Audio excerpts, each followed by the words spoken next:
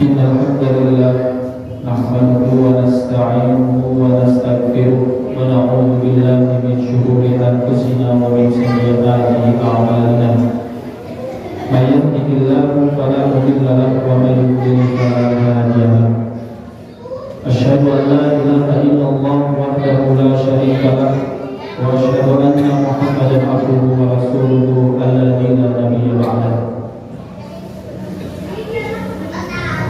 أما بعد أيها الحاضرون أوصي نفسي وإياكم بتقوى الله وطاعته لعلكم تفلحون كما قال الله تعالى في كتابه الكريم أعوذ بالله من الشيطان الرجيم يا أيها الذين آمنوا اتقوا الله حق تقاته ولا تموتن إلا وأنتم مسلمون.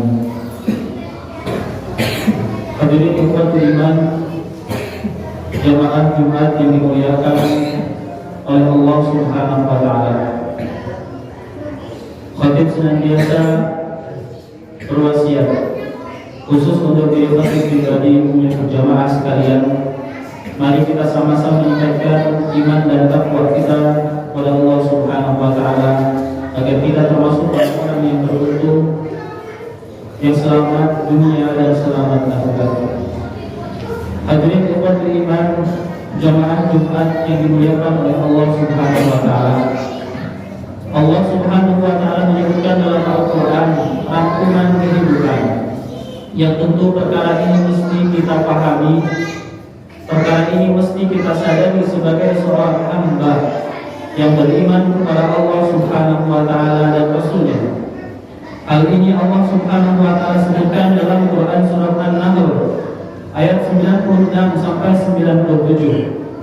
Allah Subhanahu wa taala berfirman, A'udzu billahi minasyaitonir rajim, ma 'indakum yanfadu wa ma 'indallahi baqin. Wa la najziyanna alladziina sabaru ajrahum bi ahsani ma kanu ya'malun. Man 'amila shalihan min dzakarin aw untha wa huwa mu'minun falanuhyiyannahu hayatan thayyibah. Wa la najziyannahum ajrahum bi ahsani ma kanu ya'malun. Hadirin ikhwatul iman, jamaah yang dimuliakan oleh Allah Subhanahu wa taala. Dalam kedua ayat ini Allah Subhanahu wa taala mengungkapkan, memberitahukan kepada kita rangkuman kehidupan kita selama kita hidup di dunia, bahwa sejatinya setiap yang hidup tidak akan lepas dari tiga hal ini. Rangkuman yang pertama, Allah Subhanahu wa taala menyebutkan ma 'indakum yanfadu wa ma 'indallahi baqin. Apa yang di sisimu akan lenyap dan apa yang di sisi Allah adalah kekal.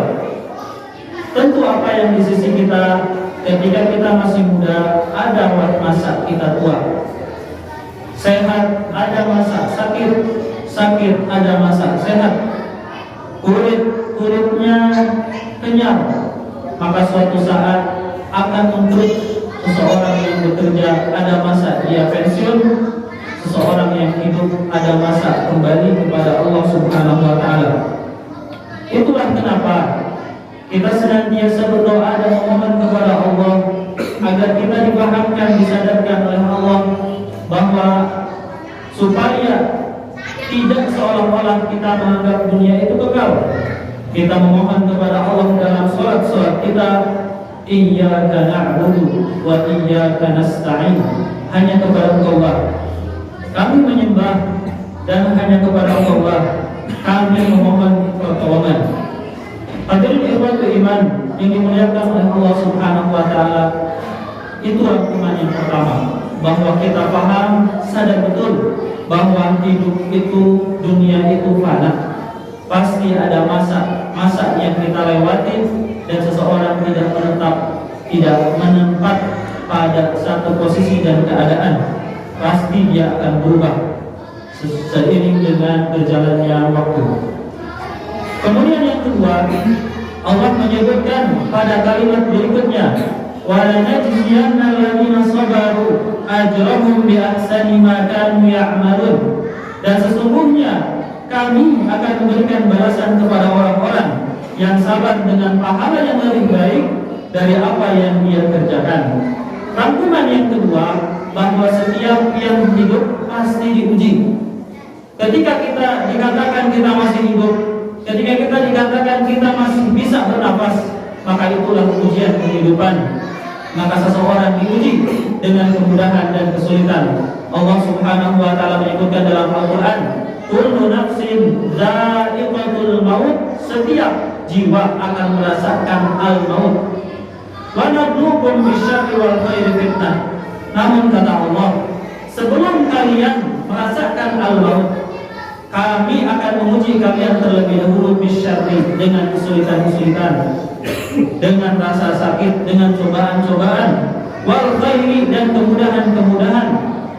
Nikmat fitnah itu sebagai cobaan dari Allah Subhanahu wa taala. Artinya dua fase keadaan yang kita hadapi, keduanya ujian. Ingat, sehat itu ujian. Rizki yang Allah berikan kepada kita sifatnya ujian. Kemudahan-kemudahan yang kita dapatkan dalam perkara dunia itu ujian. Begitu pula kesulitan-kesulitan yang kita hadapi merupakan ujian dari Allah Subhanahu wa taala. Sehingga ketika kita ingin kembali kepada Allah dalam keadaan selamat, maka Rasulullah memberikan jalan. Syukur tatkala mendapati nikmat dari Allah, sabar tatkala mendapati ujian dari Allah Subhanahu wa taala. Jika kita diuji, keluarga kita diuji, umat kita diuji, bangsa kita diuji, selama kita hadapi dengan penuh keyakinan bahwa pertolongan itu akan datang, maka Allah pasti akan memberikan pertolongan kepada kita. Kalau kita melihat dalam Al-Quran, kata pertolongan, setidaknya yang kami temukan dalam 37 ayat, itu selalu dicantumkan kata ujian. Artinya setiap siapa saja yang diuji pasti akan ditolong oleh Allah Subhanahu wa taala. Kalau dikembalikan lagi, kalau kita ingin diuji, maka kalau kita ingin ditolong, maka kita harus siap diuji oleh Allah Subhanahu wa taala atas dasar keimanan kita kepada Allah Subhanahu wa taala. Hadirin ikhwatul iman yang dimuliakan oleh Allah Subhanahu wa taala. Yang menariknya, pertolongan itu selalu datang di akhir-akhir ujian. Kalau kita melihat contoh para Nabi Ibrahim ditolong oleh Allah Subhanahu wa taala ketika berhadapan dengan Raja Namrud. Ketika Nabi Ibrahim alaihissalam dilemparkan ke dalam kobaran api, maka di sanalah Allah memberikan pertolongan kepada Nabi Ibrahim alaihissalam. Ya nar kuni bardan wa salaman ala Ibrahim. Maka api itu menjadi dingin dan menjadi wasilah keselamatan atas Ibrahim alaihissalam. Nabi Musa ditolong ketika berhadapan dengan Fir'aun, ketika otak sudah tidak bisa berpikir lagi, bahwa sudah tidak ada jalan keluar lagi, maka di sanalah datang pertolongan kepada Nabi Musa alaihissalam untuk mengumpulkan tongkatnya ke dalam tanah. Maka di sanalah datang pertolongan dari Allah Subhanahu wa taala. Termasuk Nabi Ibrahim alaihissalam tatkala diperintahkan oleh Allah Subhanahu wa taala untuk menyembelih anaknya, diuji oleh Allah untuk menyembelih anaknya, maka pertolongan itu datang di akhir-akhir ujian. Setelah imannya terbukti kepada Allah, yakinnya terbukti kepada Allah Subhanahu wa taala, maka di sanalah padahal pada dalam ayat ini disebutkan bahwa falam matallah, pisau itu sudah ada di leher anaknya Nabi Ibrahim alaihissalam, artinya memang sudah bersiap, namun Allah mengganti saat itu dengan seekor kambing. Hadirin ikhwatul iman yang dimuliakan oleh Allah Subhanahu wa taala. Kemudian yang ketiga, Allah menyebutkan dalam ayat berikutnya, man 'amila shalihan min dzakarin aw untha falanuhyiyannahu hayatan thayyibah wa lanajziyannahum ajrahum bi ahsani ma kanu ya'malun. Yang ketiga, kita hidup di dunia untuk berkarya. Dunia itu untuk berkarya, untuk senantiasa berbuat baik, beramal soleh.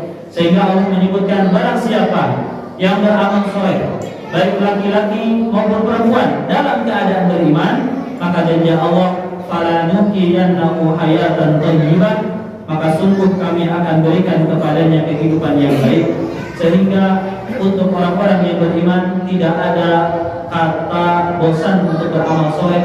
Senantiasa kita beramal soleh. Selama kita masih diberikan kehidupan oleh Allah Subhanahu wa Ta'ala, maka istiqomahkan di dalam taat, insya Allah itu menjadi sebab kita meraih surganya Allah Subhanahu wa Ta'ala. Barakallahu li wa lakum. Khatib menyebutkan di khutbah yang pertama bahwa kita mesti paham dunia itu sifatnya fana. Yang kedua, mesti kita sadar bahwa yang hidup itu pasti diuji. Yang ketiga, kita ditugaskan oleh Allah Subhanahu wa Ta'ala untuk senantiasa berkarya, tidak bosan untuk beramal soleh. Hadirin ikhwatul iman jamaah Jumat yang dimuliakan oleh Allah Subhanahu wa Ta'ala. Kemudian Allah Subhanahu wa Ta'ala menyebutkan dalam Quran surat Al-Maidah ayat 54. Dalam ayat tersebut tercantum generasi alternatif atau yang disebut dengan generasi pilihan. Allah Subhanahu wa Ta'ala berfirman, "Ya ayyuhalladzina amanu may yartadda minkum an dinihi." Wahai orang-orang yang beriman, barang siapa di antara kamu yang murtad dari agamanya. Murtad ada dua. Pertama, murtad i'tiqadi, yang kedua murtad amali. Murtad i'tiqadi, dia mengatakan saya keluar dari Islam, atau memang dia tidak beriman kepada Allah Subhanahu wa Ta'ala. Yang kedua, murtad amali, dia seorang muslim, memiliki KTP Islam, tetapi dia benci terhadap syariat yang diturunkan kepadanya melalui Rasulullah SAW. Tentu ini nampak ada, sehingga kita tidak mesti benci, tidak mesti kecewa, tetapi kita diberikan kewajiban oleh Allah, diperintahkan untuk mengingatkan orang-orang yang demikian itu. Kenapa tidak mesti benci dan tidak mesti kecewa? Karena setiap ada orang yang benci terhadap syariat Allah, maka Allah akan hadirkan generasi pilihannya, generasi terbaik yang senantiasa membela Allah Subhanahu wa Ta'ala. Dasarnya pada kalimat berikutnya Allah menyebutkan, "Fasawfa ya'tillahu biqaumin yuhibbuhum wa yuhibbunah." Maka Allah akan Allah hadirkan orang-orang, kaum yang Allah mencintai mereka dan mereka mencintai Allah. Adillatin 'alal mu'minin, lembut terhadap orang-orang yang beriman, a'izzatin 'alal kafirin, keras, tegas terhadap orang-orang yang kufur kepada Allah Subhanahu wa Ta'ala. Yujahiduna fi sabilillah, mereka senantiasa berjihad di jalan Allah Subhanahu wa Ta'ala. Ketika kami yakin syariat ini adalah syariat yang benar, satu-satunya syariat yang benar yang bisa menyelamatkan dunia dan akhirat, maka kami akan berjuang, berjihad di jalannya walaupun nyawa taruhannya. Wala yakhafuna lawmata la'im. Kemudian Allah menyebutkan, dan mereka tidak takut kepada orang-orang, kepada celaan orang-orang yang suka mencela, selama yang saya pegang ini benar. Ini tuntunan Allah, tuntunan Nabi SAW. Maka saya tidak takut dengan celaan Allah, celaan orang-orang yang membenci kepada Allah. Saya hanya takut kepada Allah Subhanahu wa Ta'ala.